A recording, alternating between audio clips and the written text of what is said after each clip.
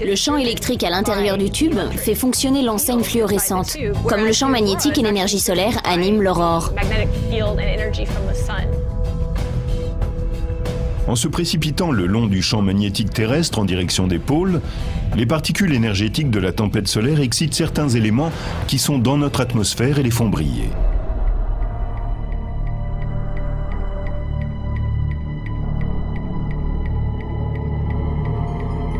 Les molécules d'oxygène émettent une couleur rouge ou verte, tandis que l'azote émet des roses, des bleus et des violets. Ces images fantomatiques sont généralement confinées aux pôles, mais des tempêtes solaires de grande envergure peuvent les pousser plus près de l'équateur. En 1859, une gigantesque explosion solaire a déclenché une tempête géomagnétique, entraînant la formation d'aurores jusqu'à Rome. La tempête de 1859 était un événement d'une puissance exceptionnelle, que certains ont appelé la tempête solaire parfaite.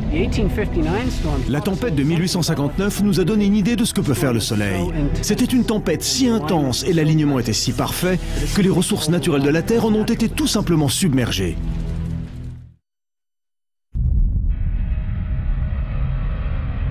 Une gigantesque éruption solaire se produit à la surface du Soleil. Moins d'un jour plus tard, et à 150 millions de kilomètres de là, les câbles de communication terrestre se mettent à faire des étincelles. Dans le monde entier, l'activité s'immobilise, tandis que les lignes électriques brûlantes déclenchent des feux de forêt. Dans le même temps, des aurores colorées illuminent le ciel des villes tout autour du globe. La planète vient de recevoir la visite de la tempête solaire parfaite. Le Soleil a fait jaillir cette colossale explosion et une incroyable quantité d'énergie a foncé vers la Terre.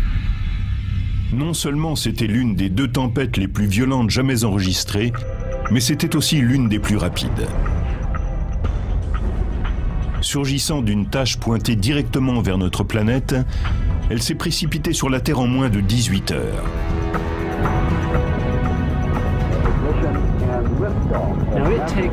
Une fusée extrêmement puissante mettrait des années à rejoindre le Soleil. Eh bien, cette tempête, ce nuage de particules électrisées, a trouvé le moyen d'arriver ici en moins d'une journée. C'est hallucinant. Heureusement, cette tempête parfaite a eu lieu en 1859. Le télégraphe était alors le seul équipement technologique qui pouvait en souffrir. Depuis que nous sommes devenus totalement dépendants de la haute technologie, on n'a pas revu de tempête de ce type.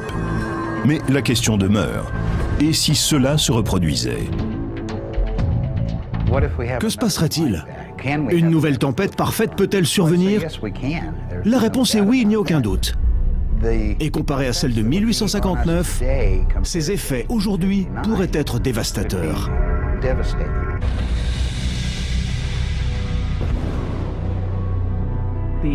En ce qui concerne nos systèmes de communication, le plus inquiétant, c'est qu'on ne sait pas vraiment ce qui se passerait. Nos technologies seraient mises à mal, comme les maisons en front de mer durant un ouragan. Imaginez que nous perdions les satellites qui assurent le relais de nos téléphones portables, des signaux télévisés et des transactions bancaires. Que se passerait-il si, au même instant, la panne des réseaux électriques plongeait des régions entières dans l'obscurité durant des heures, voire des semaines? Si ces services n'étaient pas rapidement rétablis, on serait au bord du chaos.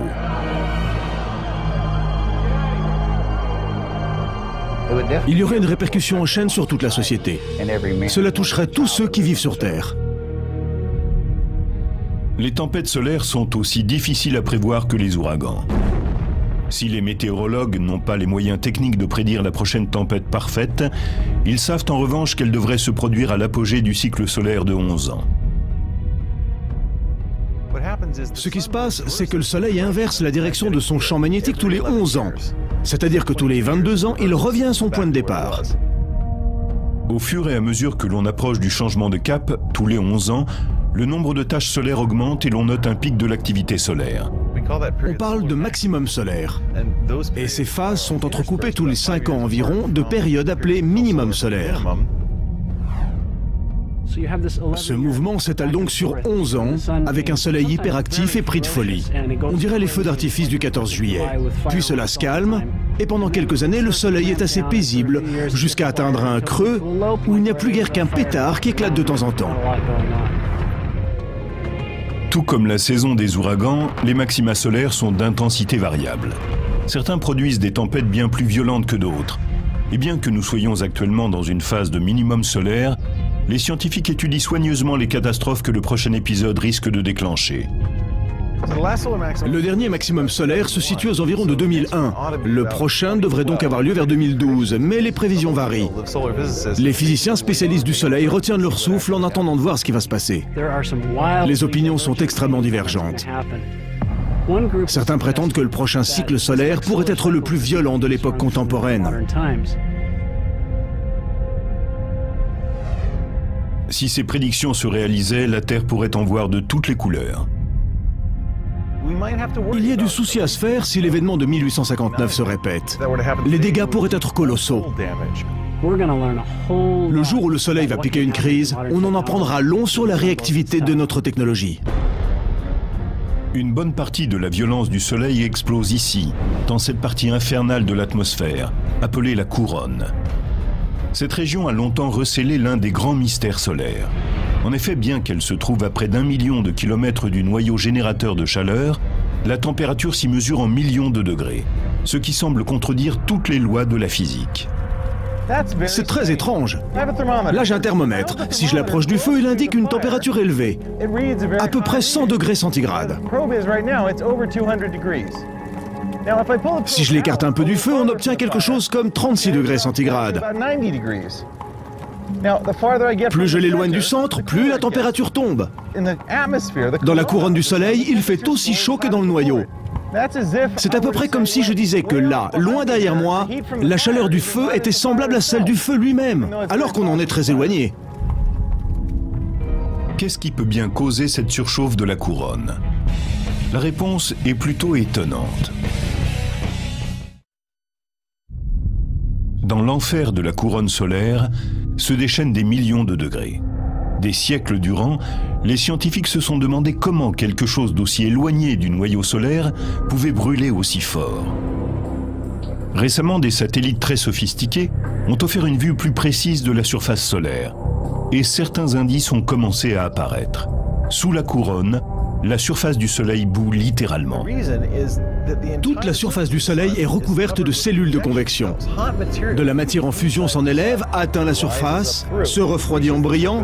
C'est la lumière que produit l'astre, puis retombe. Chaque bulle de matière qui émerge et qui fait approximativement la taille du Texas s'étale à la surface, refroidit et retombe en l'espace de 5 minutes. C'est un processus d'une violence incroyable et qui se produit à des millions d'endroits sur toute la surface du Soleil, 24 heures sur 24.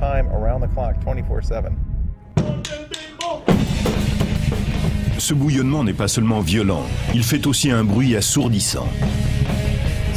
Le Soleil est un endroit prodigieusement bruyant. Essayez de vous imaginer toute la surface du Soleil recouverte de haut-parleurs, réglés aussi fort que les concerts de rock les plus décoiffants, et vous aurez une petite idée de l'univers sonore qui y règne.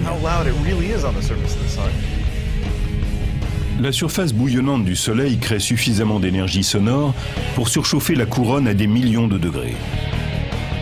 Les scientifiques pensent que c'est la combinaison de ces ondes sonores avec l'énergie du champ magnétique solaire qui est responsable des températures extrêmes qui règnent dans la couronne. Depuis la Terre, on ne peut apercevoir la couronne qu'à l'apogée d'une des manifestations les plus surprenantes de notre système solaire, lors d'une éclipse totale de Soleil. Avant que les physiciens ne les aient compris, ces événements inspiraient la peur. Les Chinois croyaient qu'un dragon dévorait le Soleil. Que se passe-t-il réellement lors d'une éclipse de Soleil? Pour faire simple, la Lune nous bouche la vue du Soleil. Imaginez que vous soyez au cinéma en train de regarder tranquillement ce qui se passe à l'écran et que quelqu'un traverse la rangée de sièges qui est devant la vôtre et vous bouche la vue. Au cinéma, peut-être n'apprécieriez-vous pas que cette personne vienne vous boucher la vue. Mais dans le cas d'une éclipse, c'est une chance que la Lune vienne se placer devant le Soleil. On en est même ravis. C'est également une chance que la Lune, 400 fois plus petite que le Soleil, soit aussi 400 fois plus près de nous. Cette coïncidence cosmique signifie que les deux objets se trouvent avoir apparemment la même taille dans notre ciel, de sorte que l'une vient obscurcir parfaitement le second. Ce somptueux événement cosmique ne se produit que lorsque le chemin de la Lune croise la ligne qui sépare la Terre du Soleil. L'orbite lunaire est légèrement inclinée d'environ 5 degrés. Si ce n'était pas le cas, nous aurions une éclipse tous les mois. Ce serait ennuyeux. Mais si l'on ne s'ennuie pas, c'est que la plupart du temps, la Lune passe au-dessus ou en dessous de cette ligne qui relie la Terre au Soleil. De sorte qu'au lieu d'en avoir une fois par mois, on a une éclipse totale quelque part sur Terre tous les 18 mois environ. En se glissant face au Soleil, la Lune projette une ombre sur la Terre. La partie externe, où l'ombre est plus légère, s'appelle la pénombre. Si tandis qu'elle se déplace à la surface de la Terre, vous vous trouvez dans l'espace que trace la pénombre, vous ne verrez qu'une éclipse partielle. Mais si vous allez vous poster sur le chemin de cette zone interne, foncée, appelée l'ombre, vous pourrez apprécier le spectacle majestueux d'une éclipse totale. Si vous ne pouvez vous rendre sur le chemin de la totalité, il reste une solution. Attendez quelque part suffisamment longtemps et une éclipse totale passera juste au-dessus de votre tête, environ une fois tous les 300 ans. Le Soleil, brillante étoile de notre système solaire, peut être à la fois d'une beauté époustouflante et d'une violence féroce. Et même si c'est difficile à croire, il ne sera pas éternellement là. Même le Soleil doit mourir un jour. Le Soleil renferme dans son noyau une quantité de carburant déterminée. Et il est soumis à la fusion à un rythme que l'on peut calculer.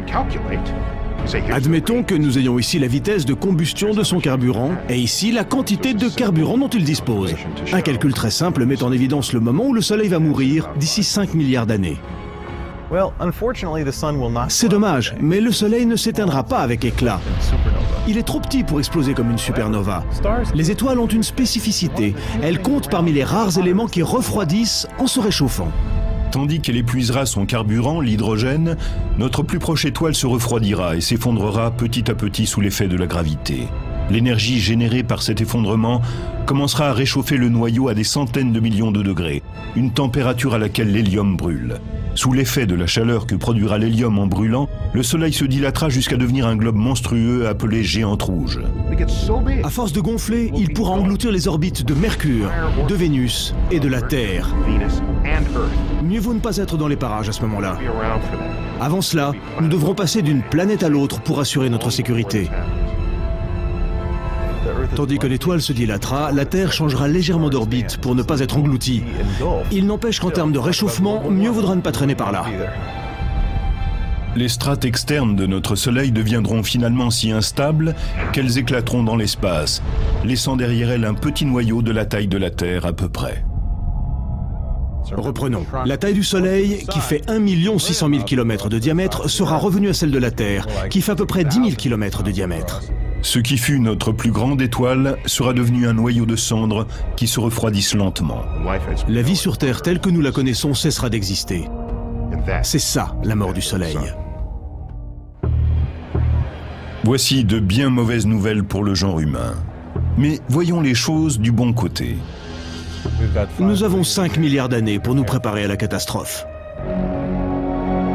Pour l'instant, l'humanité continue de se prélasser à la lumière d'un soleil qui n'est qu'à l'aube de son existence. La science a percé bon nombre de ses secrets, et sa colère nous inspire aujourd'hui plus de méfiance que sa beauté ne suscite notre admiration.